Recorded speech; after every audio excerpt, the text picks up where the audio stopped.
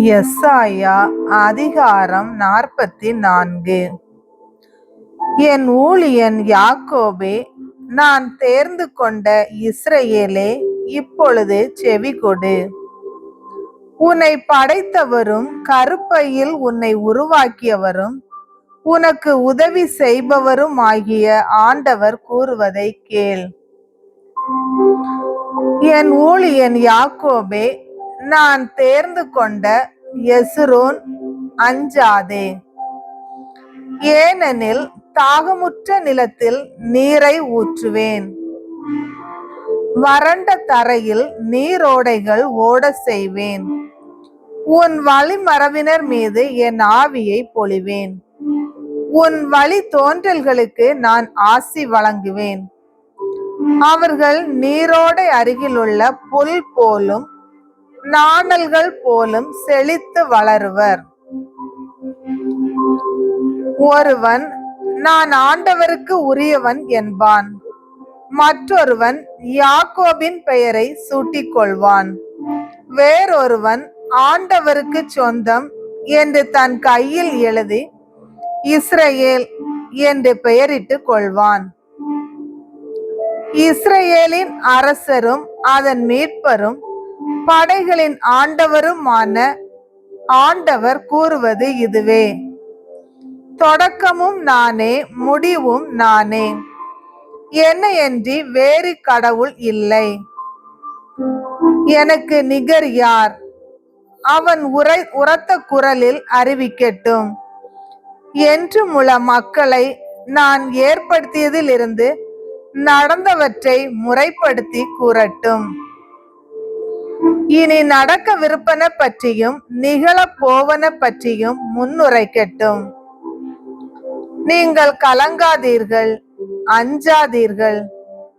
முன்பிருந்தே நான் உரைக்கவில்லையா, அறிவிக்கவில்லையா? நீங்களே என் சாட்சிகள். என்னையன்றி வேறு கடவுள் உண்டோ? நான் அறியாத கற்பாறை வேறு உண்டோ? சிலை செதுக்குவோர் அனைவரும் வீணரே. அவர்கள் பெரிதாக மதிப்பவை பயனற்றவை. அவர்களின் சான்றுகள் பார்வையற்றவை, அறிவற்றவை. எனவே அவர்கள் மானக்கேடு அடைவர். எதற்கும் உதவாத தெய்வ சிலையை எவனாவது செதுக்குவானா, வார்ப்பானா? இதோ அவனும் அவன் நண்பர்களும் வெட்கக்கேடு அடைவர். அந்த கைவினைஞர் அனைவரும் மனிதர்தாமே. அவர்கள் அனைவரும் கூடி வந்து எம் முன் நிற்கட்டும். அவர்கள் திகில் அடைந்து ஒருங்கே வெட்கக்கேடுருவர். கொல்லன் இரும்பை குரட்டால் எடுத்து கரி நெருப்பிலிட்டு உருக்குகிறான். அதை சம்மட்டியால் அடித்து வடிவமைக்கிறான். தன் வலிய கைகளால் அதற்கு உரு கொடுக்கிறான். ஆனால் அவனோ பட்டினி கிடக்கிறான், ஆற்றலை இழக்கிறான், நீர் அருந்தாமல் களைத்து போகிறான். தச்சன் மரத்தை எடுத்து நூல் பிடித்து கூர் ஆணியால் குறியிட்டு உளியால் செதுக்குகிறான். அளவு கருவியால் சரிபார்த்து ஓர் அழகிய மனித உருவத்தை செய்கிறான். அதை கோவிலில் நிலைநிறுத்துகிறான். அவன் தன் தேவைக்கென்று கேதுருகளை வெட்டி கொள்ளலாம், அல்லது அடர்ந்த காட்டில் வளர்ந்த மருத மரத்தையோ கருவாலி மரத்தையோ தேர்ந்தெடுத்து கொள்ளலாம், அல்லது அசோக மரக்கன்றை நட்டு அது மழையினால் வளர்வதற்கு காத்திருக்கலாம். அது மனிதருக்கு எரிக்க பயன்படுகிறது. அவன் அதிலிருந்து கொஞ்சம் எடுத்து குளிர்காய பயன்படுத்துகிறான். அதே மரத்தை கொண்டு தீ மூட்டி அப்பம் சுடுகிறான்.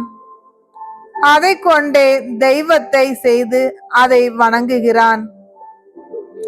சிலையை செதுக்கி அதன் முன் பணிந்து வணங்குகிறான். அதில் ஒரு பகுதியை அடுப்பில் வைத்து எரிக்கிறான். அதன் மேல் அவன் உணவு சமைக்கிறான். இறைச்சியை பொரித்து வயிறார உண்ணுகிறான். பின்னர் குளிர் காய்ந்து வெதுவெதுப்பாக இருக்கிறது என்று என்ன அருமையான தீ என்று சொல்லிக் கொள்கிறான். எஞ்சிய பகுதியை கொண்டு தெய்வ சிலையை செதுக்கி அதன் முன் பணிந்து வணங்கி, நீரே என் இறைவன், என்னை விடுவித்தருளும் என்று மன்றாடுகிறான். அவர்கள் அறிவற்றவர், விவேகமற்றவர், காணாதவாறு கண்களையும் உணராதவாறு உள்ளத்தையும் அடைத்து கொண்டனர். அவர்கள் சிந்தையில் மாற்றமில்லை, அவர்களுக்கு அறிவும் இல்லை. அதில் ஒரு பகுதியை அடுப்பில் இட்டு எரித்தேன், அதன் நெருப்பு தணலில் அப்பம் சுட்டேன், இறைச்சியை பொரித்து உண்டேன். எஞ்சிய பகுதியை கொண்டு சிலை செய்யலாமா? ஒரு மரக்கட்டை முன் நான் பணிந்து வணங்கலாமா என்று சொல்ல அவர்களுக்கு விவேகமும் இல்லை. அவன் செய்வது சாம்பலை தின்பதற்கு சமமானது. ஏமாறிய அவன் சிந்தனைகள் அவனை வழிவிலக செய்கின்றன. அவனால் தன்னை மீட்க இயலாது.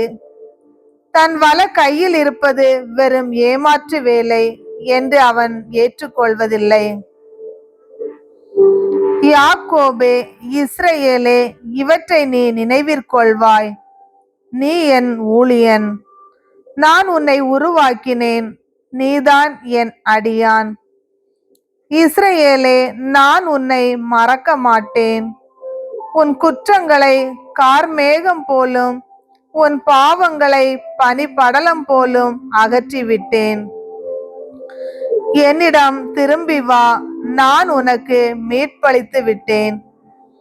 வானங்களே, மகிழ்ந்து பாடுங்கள், ஆண்டவர் இதை செய்தார்.